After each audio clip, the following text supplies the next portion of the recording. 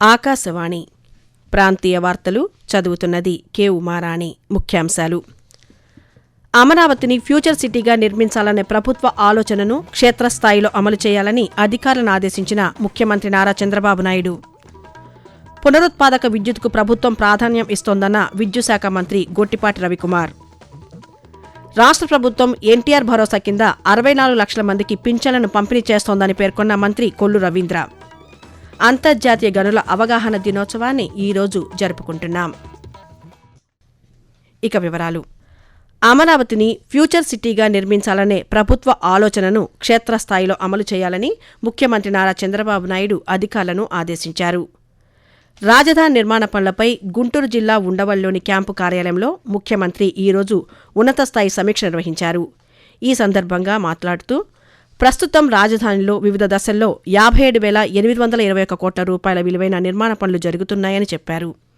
నిర్దేశిత లక్ష్యాలకు అనుగుణంగా త్వరితగతిన పనులు పూర్తి చేయాలని ముఖ్యమంత్రి నిర్మాణ సంస్థలను ఆదేశించారు. ఇతర రాష్ట్రాల చేపల పడవల చొరబాట్ల వల్ల రాష్ట్రానికి చెందిన మత్స్యకారుల జీవనోపాధికి ఇబ్బంది కలగకుండా చర్యలు తీసుకోవాలని ముఖ్యమంత్రి నారా చంద్రబాబు నాయుడు అధికారులను ఆదేశించారు. గుంటూరు జిల్లా ఉండవల్లిలోని తన క్యాంపు కార్యాలయంలో ఈరోజు ఆయన మాట్లాడుతూ, బాపట్ల నుంచి సూళ్లూరుపేట వరకు ఉన్న సముద్ర జలాల్లో 4 హైస్పీడ్ పెట్రోలింగ్ బోట్లతో గస్తీ పెంచాలని ఆయన పేర్కొన్నారు. రాష్ట్రంలో మత్స్యకారుల జీవనోపాధి దెబ్బతినకుండా దళారుల జోక్యం తగ్గించేందుకు పటిష్టమైన ఏర్పాట్లు చేయాలని ముఖ్యమంత్రి సూచించారు. అంతర్జాతీయ గనుల అవగాహన దినోత్సవాన్ని ఈరోజు జరుపుకుంటున్నాం. పలు దేశాల్లో సామాజిక ఆర్థిక అభివృద్ధికి, జనాభాకు గనులు, పేలుడు పదార్థాల అవశేషాలు తీవ్ర అవరోధం కలిగిస్తున్నాయి. ఈ క్రమంలో వీటి ప్రభావాన్ని ఎదుర్కొంటున్న దేశాల్లో ప్రమాదాలను నివారించే లక్ష్యంతో ఈ రోజును నిర్వహిస్తున్నారు. జాతీయ గనుల రక్షణ చర్యలను సమర్థవంతంగా రూపొందించి అమలు చేసే లక్ష్యంతో ఐక్యరాజ్యసమితి గనుల అవగాహన దినోత్సవాన్ని ప్రతి ఏటా ఏప్రిల్ 4వ తేదీన నిర్వహిస్తోంది. గనుల రక్షణ, ప్రజల ఆరోగ్యం, భద్రతా చర్యల వంటి అంశాలపై ఈరోజు అవగాహన కల్పిస్తున్నారు. కేంద్ర ప్రభుత్వం అమలు చేస్తున్న సంక్షేమ పథకాలతో గ్రామాల్లోని మహిళలు కూడా ఆర్థికంగా నిలదొక్కుంటున్నారు. తిరుపతి జిల్లా శ్రీకాళహస్తి మండలం బొక్కసంపాలెం గ్రామంలోని మహిళలు కేంద్ర ప్రభుత్వం అమలు చేస్తున్న ప్రధానమంత్రి ఉపాధి కల్పన పథకాన్ని పూర్తి స్థాయిలో సద్వినియోగం చేసుకోవడంతో జాతీయ స్థాయి అవార్డు దక్కించుకున్నారు. ఈ పథకం ద్వారా లబ్ధి పొందిన రేఖ, అన్నపూర్ణలు తమ అనుభవాన్ని వివరిస్తూ, నా పేరు రేఖ, మాది బొక్కసంపాలెము. నేను PMGP 1 లక్ష రూపాయలు లోన్ ఇచ్చారు. దాని ద్వారా 4 ఆవులు తీసుకున్నాను. అంటే సబ్సిడీ ద్వారా ఇచ్చారు ఈ లోన్ ని.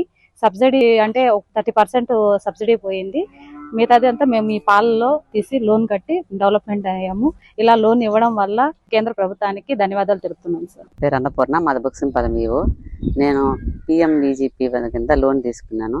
దాని ద్వారా 2 ఆవులు పట్టుకున్నాను. మేము కాళహస్తి సొసైటీకి పాలు పోస్తాము. రోజు 10 లీటర్ల లెక్కన పోస్తాను. మాకు నెల మీద అన్ని ఖర్చులు బాను 10,000 మిగులుతుంది. ఈ అవకాశం మాకు ఇచ్చినందుకు నరేంద్ర మోడీ గారికి నేను ధన్యవాదాలు తెలియజేసుకుంటున్నాను. విశాఖపట్నం జిల్లా అడవివరం గ్రామంలోని NJP పాఠశాల, కళాశాల వసతి గృహాలను రాష్ట్ర ఆహార కమిషన్ సభ్యులు బి కాంతారావు ఆకస్మికంగా నిన్న తనిఖీ చేశారు. ఇటీవల ప్రచురితమైన గురుకులంలో ఎలుకలు అనే వార్త ఆధారంగా ఈ ఆకస్మిక తనిఖీ నిర్వహించారు. వసతి గృహంలో ఎలుకలను నివారించేందుకు తగిన చర్యలు తీసుకోవాలని కాంతారావు ఈ సందర్భంగా అధికారులను ఆదేశించారు. విద్యార్థులకిచ్చే మెనూ సక్రమంగా అమలు చేయాలని, వసతి గృహం పరిశుభ్రంగా ఉండేలా చర్యలు తీసుకోవాలని కాంతారావు పేర్కొన్నారు. ఆకాశవాణి ప్రాంతీయ వార్తలు వింటున్నారు. పునరుత్పాదక విద్యుత్కు ప్రభుత్వం ప్రాధాన్యం ఇస్తోందని విద్యుత్ శాఖ మంత్రి గొట్టిపాటి రవికుమార్ చెప్పారు. మార్కాపురం జిల్లా గిద్దలూరు మండలం కృష్ణంశెట్టిపల్లెలో PM సూర్యగర్ పథకాన్ని మంత్రి నిన్న ప్రారంభించారు. అనంతరం ఆయన మాట్లాడుతూ, రాష్ట్ర వ్యాప్తంగా 6 లక్షలకు పైగా PM సూర్యగర్ పథకానికి దరఖాస్తులు అందాయని, త్వరలోనే వ్యవసాయానికి సోలార్ ద్వారా 9 గంటల నిరంతరాయ విద్యుత్తును అందిస్తామని మంత్రి తెలిపారు. వివిధ వర్గాల ప్రజలకు రాయితీతో విద్యుత్తును సరఫరా చేస్తున్నామని రవికుమార్ తెలిపారు. శ్రీకాకుళం జిల్లా పాతపట్నంలో జాతీయ రహదారి నిర్మాణంలో భాగంగా శ్రీ నీలమణి అమ్మవారి ఆలయం వద్ద జరుగుతున్న ఫ్లైఓవర్ నిర్మాణాన్ని ఆలయం దెబ్బతినకుండా అధికారులు మార్పులు చేశారు. కేంద్ర పౌర విమానయాన శాఖ మంత్రి కె రామ్మోహన్ నాయుడు విజ్ఞప్తి మేరకు అధికారులు మార్పులు చేయటం వల్ల ఆలయ ప్రాముఖ్యత కాపాడేలా మహాజాతర ఉత్సవాలకు సైతం ఎలాంటి ఇబ్బందులు తలెత్తకుండా నిర్వహించుకునేందుకు అవకాశం ఉంటుంది. ఈ సందర్భంగా రామ్మోహన్ నాయుడు మాట్లాడుతూ, నరసనపేట నుండి పాతపట్నం మీదుగా ఒరిస్సాని కలిపే 326A జాతీయ రహదారి పాతపట్నం వద్ద నిర్మాణంలో ఉన్న రోడ్ ఓవర్ బ్రిడ్జ్ ఏదైతే ఉందో దానికి అదనంగా జాతీయ రహదారుల సంస్థ నుండి 15 కోట్ల రూపాయలు మంజూరయ్యాయని తెలియజేస్తున్నాను. ముందుగా ప్రతిపాదించిన ఆర్ఓబి నిర్మాణంలో నీలమణి అమ్మవారి ఆలయం దగ్గర రాకపోకలకి కానీ ఆలయాన్ని దూరం నుంచి చూడడానికి కానీ వీలు లేకుండా ఉండేది. అదనపు నిధులు మంజూరయ్యాయి కాబట్టి మరింత వేగంగా ఈ ప్రాజెక్టుని పూర్తి చేసి ప్రజలకి అందుబాటులో తీసుకొని వస్తానని కూడా నేను తెలియజేస్తున్నాను. రాష్ట్ర ప్రభుత్వం ఎన్టీఆర్ భరోసా కింద 64 లక్షల మందికి పింఛన్లను పంపిణీ చేస్తుందని ఎక్సైజ్ శాఖ మంత్రి కొల్లు రవీంద్ర అన్నారు. మచిలీపట్నంలో ఆయన నిన్న ప్రజాదర్బార్ నిర్వహించి ప్రజల నుంచి అర్జీలను స్వీకరించారు. ఈ సందర్భంగా మంత్రి మాట్లాడుతూ గ్రీవెన్స్లో వచ్చిన దరఖాస్తులను పరిష్కరించడమే ప్రభుత్వ లక్ష్యమని చెప్పారు. తల్లికి వందనం పథకం ద్వారా రాష్ట్ర వ్యాప్తంగా 10 కోట్ల రూపాయల నగదును ప్రతి సంవత్సరం విద్యార్థుల తల్లుల ఖాతాలో జమ చేస్తున్నామని మంత్రి తెలిపారు. అన్నదాత సుఖీభవ పథకం కింద 20,000 రూపాయల చొప్పున రైతుల బ్యాంకు ఖాతాలో జమ చేస్తున్నామని మంత్రి వివరించారు. పార్వతీపురం మన్యం జిల్లాలో పారిశ్రామిక అభివృద్ధికి అనుకూలంగా ఉన్న భూముల వినియోగంపై సమగ్ర నివేదిక సమర్పించాలని పారిశ్రామిక వాణిజ్య శాఖ ప్రధాన కార్యదర్శి డాక్టర్ యువరాజ్ జిల్లా అధికారులను ఆదేశించారు. పాచిపెంట మండలం పెద్దకంచూరు గ్రామం వద్ద అల్యూమినియం ఫ్యాక్టరీ ఏర్పాటు గల సాధ్యాసాధ్యాలను ఆయన నిన్న జిల్లా సంయుక్త కలెక్టర్ పి యశ్వంత్ కుమార్ రెడ్డి ఇతర అధికారులతో కలిసి పరిశీలించారు. పరిశ్రమ ఏర్పాటుకు అవసరమైన అప్రోచ్ రోడ్ల నిర్మాణం, ఇతర మౌలిక వసతుల కల్పనపై గల అవకాశాలను అధికారులు పరిశీలిస్తున్నారు.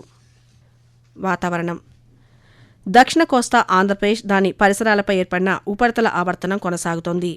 మరట్వాడా నుంచి అంతర్ కర్ణాటక మీదుగా దక్షిణ తమిళనాడు వరకు ఏర్పడిన ద్రోణి సముద్ర మట్టానికి 0.9 కిలోమీటర్ల ఎత్తులో కొనసాగుతోంది. వీటి ఫలితంగా రాగల 2 రోజుల్లో రాష్ట్రంలోని ఉత్తర కోస్తా ఆంధ్రప్రదేశ్, యానాంలలో తేలికపాటి వర్షాలు కురిసే అవకాశముందని అమరావతిలోని వాతావరణ కేంద్రం అధికారి జి లక్ష్మి తెలియజేస్తూ, ఉత్తర కోస్తా ఆంధ్రప్రదేశ్ మరియు యానాము ఈ రోజు తేలికపాటి నుంచి ఒక మోస్తరు వర్షాలు లేదా ఉరుములతో కూడిన జల్లులు 1 లేదా 2 చోట్ల కురిసే అవకాశం ఉంది. దక్షిణ కోస్తా ఆంధ్రప్రదేశ్, రాయలసీమ ఈ రోజు పొడి వాతావరణం ఏర్పడే అవకాశం ఉంది. రాయలసీమలో ఈ రోజు మరియు రేపు వేడి, తేమతో కూడిన అసౌకర్యమైన వాతావరణం నెలకొనే అవకాశం ఉంది. ప్రకృతి వ్యవసాయం ద్వారా రైతులు అధిక దిగుబడి సాధించవచ్చని ఆంధ్రప్రదేశ్ సామూహిక సహజ వ్యవసాయ ప్రాజెక్టు అనంతపురం జిల్లా మేనేజర్ లక్ష్మానాయక్ తెలిపారు. అనంతపురంలో ఈ రోజు నిర్వహించిన శిక్షణా కార్యక్రమంలో ప్రకృతి వ్యవసాయ పద్ధతులను ఆయన వివరించారు. తూర్పుగోదావరి జిల్లాలో అనధికారికంగా పాలు విక్రయిస్తున్న వారిపై కఠిన చర్యలు తీసుకుంటామని జిల్లా కలెక్టర్ కీర్తి చేకూరి స్పష్టం చేశారు.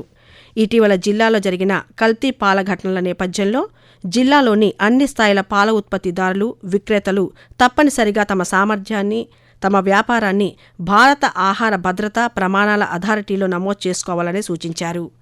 జిల్లాలో పాలు, పాల ఉత్పత్తులు, మాంసాహార పదార్థాల నాణ్యతను కట్టుదిట్టంగా పర్యవేక్షించేందుకు పశుసంవర్ధక శాఖ, ఆహార భద్రతా అధికారులతో సంయుక్త బృందాన్ని ఏర్పాటు చేశామని కలెక్టర్ వివరించారు.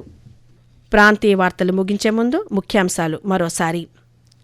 అమరావతిని ఫ్యూచర్ సిటీగా నిర్మించాలనే ప్రభుత్వ ఆలోచనను క్షేత్రస్థాయిలో అమలు చేయాలని అధికారులను ఆదేశించిన ముఖ్యమంత్రి నారా చంద్రబాబు నాయుడు. పునరుత్పాదక విద్యుత్కు ప్రభుత్వం ప్రాధాన్యం ఇస్తోందన్న విద్యుత్ శాఖ మంత్రి గొట్టిపాటి రవికుమార్. రాష్ట్ర ప్రభుత్వం ఎన్టీఆర్ భరోసా కింద 64 లక్షల మందికి పింఛన్లను పంపిణీ చేస్తోందని పేర్కొన్న మంత్రి కొల్లు రవీంద్ర. అంతర్జాతీయ గనుల అవగాహన దినోత్సవాన్ని ఈరోజు జరుపుకుంటున్నాం. ఆకాశవాణి ప్రాంతీయ వార్తలు ఇంతటితో సమాప్తం.